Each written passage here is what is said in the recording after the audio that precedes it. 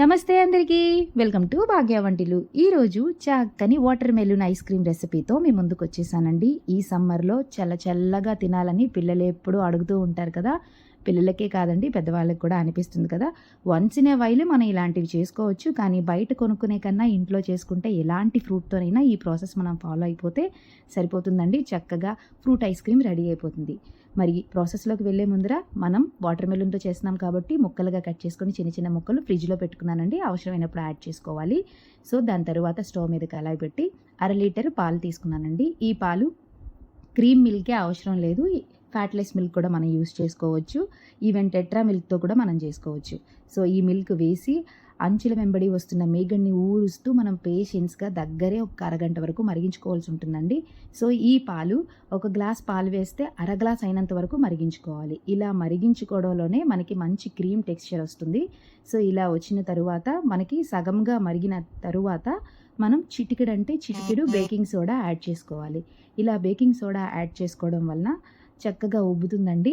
And ఇది కంప్లీట్గా optional, మీకు నచ్చితే వేసుకోండి. కానీ బేకింగ్ సోడా వేయడం వలన ఆ క్రీమీ టెక్స్చర్ అనేది మీకు రెండింతలు పెరుగుతుంది. అదే టైంలో మన తినే షుగర్ని బట్టి మనం ఇక్కడ షుగర్ కూడా యాడ్ చేసుకొని బాగా కలుపుకోవాలి. షుగర్ వద్దు అనుకునే వాళ్ళు లాస్ట్లో బెల్లం కలుపుకోండి. సో నేనైతే ఇక్కడ షుగర్ యాడ్ చేశాను. ఇలా పొంగుతూ ఉన్నప్పుడు మీరు పైకి ఒక్కసారి బౌల్ ఎత్తి కానీ లేకపోతే బాగా స్లోలో పెట్టుకొని కానీ కలుపుకోండి.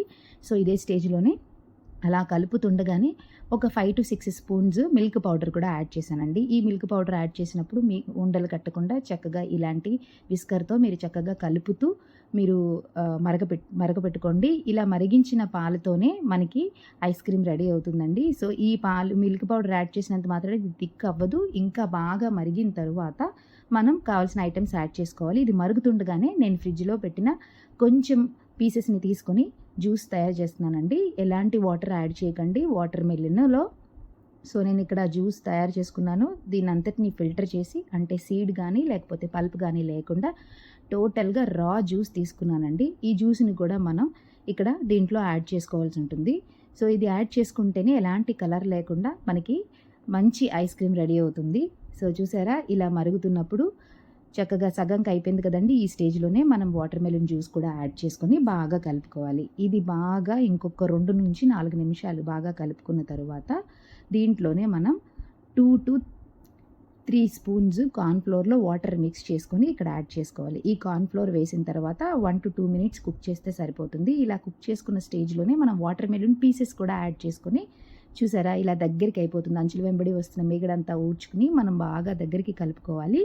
మీకు నచ్చితే ఇక్కడ నేను వెనిలా ఎసెన్స్ యాడ్ చేశానండి, జస్ట్ ఫ్లేవర్ కోసం. మీకు నచ్చితే ఎలాంటి ఎసెన్స్ అయినా యాడ్ చేసుకోవచ్చు, లేదంటే ఇలాచీ పౌడర్ వేసుకోండి. అంతేనండి. మనం ఒక్కసారి కలిపి దించుకుని పూర్తిగా చల్లారి పెట్టుకోవడమే. ఈ ఐస్ క్రీమ్ చాలా టేస్టీగా ఉంటుందండి. చూసారా మన ఐస్ క్రీమ్ కన్సిస్టెన్సీ ఎలా వచ్చిందో. సో ఇది అంతా మనం ఒక బౌల్లోకి తీసుకుని చక్కగా దాని మీద మనకి నచ్చిన డ్రై ఫ్రూట్స్తో డెకరేట్ చేసుకుని హోల్ నైట్ అండి. ఈవినింగ్ చేస్తే మీరు నెక్స్ట్ డే మార్నింగ్ తీసుకోండి, మార్నింగ్ చేస్తే మీరు నైట్ తీసుకోవచ్చు. సో పిల్లలకి హోల్ డే నైట్ ఇలా రిఫ్రిజిరేట్ చేసి నెక్స్ట్ డే మార్నింగ్ మనం ఓపెన్ చేసుకొని సర్వ్ చేసుకోవడమే. చూసారా, నేను ఓవర్ నైట్ ఉంచానండి. సో మార్నింగ్ ఓపెన్ చేసి చూస్తే చూసారా మన ఐస్ క్రీమ్ రెడీ అయిపోయింది. చాలా టేస్టీగా ఉందండి. కలర్ కూడా మనం ఎలాంటి కలర్స్ యూస్ చేయలేదు. అలాగే నట్స్ మధ్యలో తగులుతూ మనకి వాటర్ మెలూన్ పీసెస్ కూడా వేసాం కదా. చూసారా ఎంత కలర్ఫుల్గా ఉందో, చాలా టేస్టీగా ఉంటుంది. మరి మీరు కూడా ట్రై చేయండి. నా ఛానల్ ఎవరైనా ఫస్ట్ టైం చూస్తే లైక్ చేయండి, షేర్ చేయండి, సబ్స్క్రైబ్ చేసుకోండి. మరిన్ని వంటల కోసం నాకు కామెంట్ పెట్టండి. నా ఈ రెసిపీ చూసి ఎవరైనా ట్రై చేస్తే మీకు ఎలా కుదిరిందో కామెంట్ పెట్టడం అస్సలు మర్చిపోకండి. Thank you all.